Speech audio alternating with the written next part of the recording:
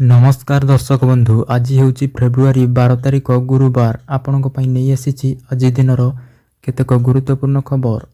ସମସ୍ତ ଖବର ଜାଣିବା ପାଇଁ ଭିଡ଼ିଓଟିକୁ ଶେଷ ପର୍ଯ୍ୟନ୍ତ ଦେଖନ୍ତୁ ଏବଂ ଆପଣଙ୍କର ଭଲ ପାଇବା ସ୍ୱରୂପ ଗୋଟେ ଲାଇକ୍ କରି ଦିଅନ୍ତୁ ଏବଂ ଆମ ଚ୍ୟାନେଲକୁ ଯଦି ନୂଆ ଆସିଛନ୍ତି ତେବେ ଚ୍ୟାନେଲକୁ ସବସ୍କ୍ରାଇବ୍ କରି ପାଖରେ ଥିବା ବେଲ୍ ଆଇକନକୁ ପ୍ରେସ୍ କରି ରଖନ୍ତୁ।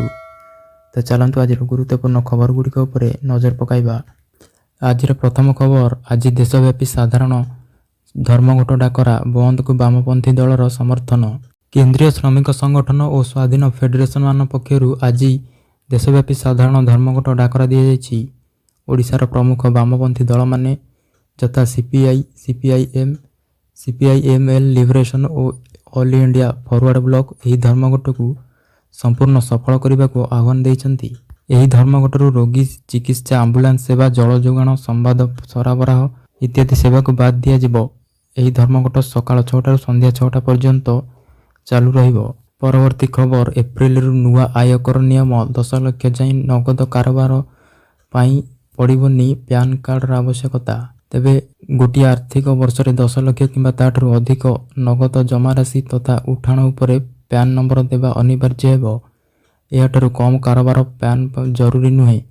ଏପ୍ରିଲରେ ନୂଆ ଆୟକର ଆଇନ 2025 ଲାଗୁ ହେବା ପରେ ଏହି ନିୟମ ପ୍ରଭାବୀ ହେବ। ନୂଆ ଆଇନର ଚିଠା ନୀତିରେ ପ୍ୟାନ୍ କାର୍ଡର ଅନିବାର୍ଯ୍ୟତା ସହିତ ଜଡ଼ିତ କେତେକ ପରିବର୍ତ୍ତନ କରାଯାଇଛି।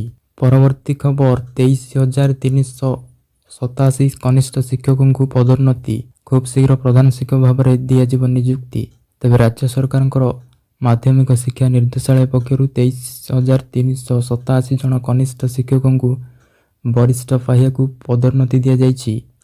ସୋମବାର ପ୍ରକାଶିତ ଏହି ଚୂଡ଼ାନ୍ତ ତାଲିକାରେ ସମ୍ପୃକ୍ତ ଶିକ୍ଷକଙ୍କର ନାମ ଉଲ୍ଲେଖ କରାଯାଇଛି।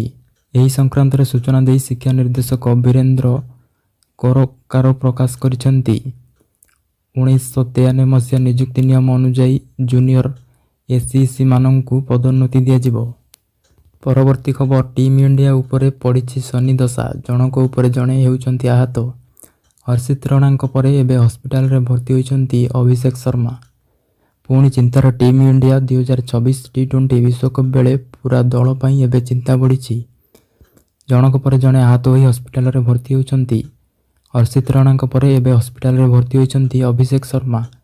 ଷ୍ଟାର ଓପନର ଅଭିଷେକ ଶର୍ମାଙ୍କର ପେଟ ସଂକ୍ରମଣ ପାଇଁ ହସ୍ପିଟାଲରେ ଭର୍ତ୍ତି ହୋଇଛନ୍ତି। ହସ୍ପିଟାଲରେ ଭର୍ତ୍ତି ହେବା ପରେ ଅଭିଷେକ ଶର୍ମା ନାମିବିଆ ବିପକ୍ଷରେ ଖେଳିବାର ସମ୍ଭାବନା କ୍ଷୀଣ ହୋଇଛି।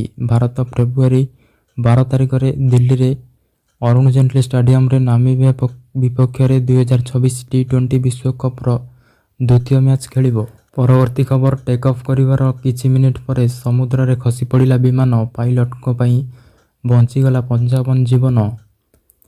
ଟେକ୍ ଅଫ୍ କରିବାର କିଛି ମିନିଟ୍ ପରେ ସମୁଦ୍ରରେ ଖସି ପଡ଼ିଲା ବିମାନ। ପାଇଲଟଙ୍କର ଉପସ୍ଥିତି ବୁଦ୍ଧି ଯୋଗୁଁ ବଞ୍ଚିଗଲା ଜୀବନ। ସୋମାଲିଆ ରାଜଧାନୀ ମୋଗାଦିଶୁରେ ଏକ ଯାତ୍ରୀବାହୀ ବିମାନ ଉଡ଼ାଣ କରିବା ବେଳେ ଦୁର୍ଘଟଣାଗ୍ରସ୍ତ ହୋଇଛି। ଷ୍ଟାର ସ୍କାଏ ଏୟାରଲାଇନ୍ସର ଏହି ବିମାନ ଟେକ୍ ଅଫ୍ କରିବାର କିଛି ମିନିଟ୍ ପରେ ସମୁଦ୍ର ଭିତରେ ଖସି ପଡ଼ିଥିଲା। ତେବେ ସୌଭାଗ୍ୟବଶତଃ ସେଥିରେ ଥିବା ସମସ୍ତ ଯାତ୍ରୀ ସୁରକ୍ଷିତ ଅଛନ୍ତି। ପରବର୍ତ୍ତୀ ଖବର, ପିଏମ୍ କିଷାନକୁ ନେଇ ଆସିଲା ବଡ଼ ଅପଡେଟ୍। ବାଦ ପଡ଼ିଲେ 30 ଲକ୍ଷରୁ ଉର୍ଦ୍ଧ୍ୱ ଚାଷୀ। ପ୍ରଧାନମନ୍ତ୍ରୀ ନରେନ୍ଦ୍ର ମୋଦିଙ୍କ ନେତୃତ୍ୱରେ କେନ୍ଦ୍ର ସରକାର 2019 ଫେବ୍ରୁଆରୀରେ ପ୍ରଧାନମନ୍ତ୍ରୀ କିଷାନ ସମ୍ମାନ ନିଧି ଯୋଜନା ଆରମ୍ଭ କରିଥିଲେ। ଏହି ଯୋଜନାର ଲକ୍ଷ୍ୟ ହେଉଛି କୃଷକମାନଙ୍କୁ ଆର୍ଥିକ ସହାୟତା ଯୋଗାଇ ଦେବା ଏବଂ ସେମାନଙ୍କର ଖର୍ଚ୍ଚ କମାଇବା ଓ ଆୟ ବୃଦ୍ଧି କରିବା। ଗତ ବର୍ଷ ନଭେମ୍ବର 19 ତାରିଖରେ ପିଏମ୍ କିଷାନର 21ତମ କିସ୍ତି ଜାରି ହୋଇଥିଲା। ଏବେ କୋଟି କୋଟି କୃଷକ ଏହାର 22ତମ କିସ୍ତିକୁ ଅପେକ୍ଷା କରିଛନ୍ତି, ଯାହାର ଆସନ୍ତା ମାର୍ଚ୍ଚ ମାସରେ ଜାରି ହେବାର ସମ୍ଭାବନା ରହିଛି। କିନ୍ତୁ ଏହାରି ଭିତରେ ଆସିଛି ଏକ ବଡ଼ ଚିନ୍ତାଜନକ ବିଷୟ। ଦେଶରେ ମୋଟ 30,18,361 ଜଣ ଚାଷୀଙ୍କର ଖାତାକୁ 22ତମ କିସ୍ତି ଆସିବ ନାହିଁ। ପରବର୍ତ୍ତୀ ଖବର, ଆଇଏଏସ୍ ସ୍ତରରେ ଅଦଳବଦଳ କଲେ ସରକାର। ଏମ୍ଏସ୍ଏମ୍ଇ ସଚିବ ହେଲେ ରଶ୍ମିତା ପଣ୍ଡା। ସଚିବ ସ୍ତରରେ ଅଦଳବଦଳ କରିଛନ୍ତି ରାଜ୍ୟ ସରକାର। ଅନେକ ଅଧିକାରୀଙ୍କୁ ଗୁରୁତ୍ୱପୂର୍ଣ୍ଣ ବିଭାଗର ଦାୟିତ୍ୱ ଦିଆଯାଇଛି। ଭୂପେନ୍ଦ୍ର ସିଂ ପୁନିଆ କ୍ରୀଡ଼ା ଏବଂ ଯୁବ ସେବା ବିଭାଗର ସଚିବ ଭାବରେ ଅତିରିକ୍ତ ଦାୟିତ୍ୱ ଦିଆଯାଇଛି।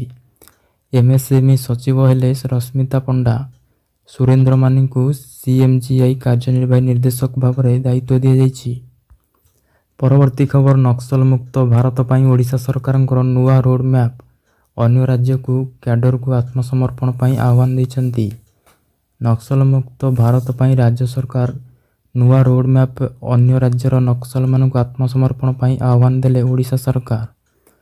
2 ମାସରେ ଦ୍ୱିତୀୟ ସଂଶୋଧିତ ପ୍ୟାକେଜର ଘୋଷଣା ହୋଇଛି। ଥଇଥାନ ପ୍ୟାକେଜ ବା ପୁନର୍ବାସ ନୀତିରେ ସର୍ବଭାରତୀୟ ସ୍ତରରେ କ୍ୟାଡର ପାଇଁ ନୂଆ ନିୟମ ଯୋଡ଼ାଯାଇଛି। ଆତ୍ମସମର୍ପଣର 60 ଦିନ ସୁଦ୍ଧା ନକ୍ସଲମାନଙ୍କୁ ଥଇଥାନ ସୁବିଧା ମିଳିବ। ଏନେଇ ଗୃହ ବିଭାଗ ପକ୍ଷରୁ ବିଜ୍ଞପ୍ତି ପ୍ରକାଶ ପାଇଛି। ତେବେ ନୂତନ ନିୟମ ଅନୁସାରେ ଯଦି କୌଣସି ନକ୍ସଲ ଓଡ଼ିଶାର ବାସିନ୍ଦା ନୁହନ୍ତି କିନ୍ତୁ ଓଡ଼ିଶାରେ ସକ୍ରିୟ ଅଛନ୍ତି, ତେବେ ସେମାନଙ୍କର ମଧ୍ୟ ଯୋଜନାରେ ସମସ୍ତ ସୁବିଧା ପାଇପାରିବେ। ନୂଆ ନୀତିରେ ମୁଣ୍ଡ ଜାମିନ ପୁରସ୍କାର ରାଶିକୁ ଅତ୍ୟଧିକ ବୃଦ୍ଧି କରାଯାଇଛି।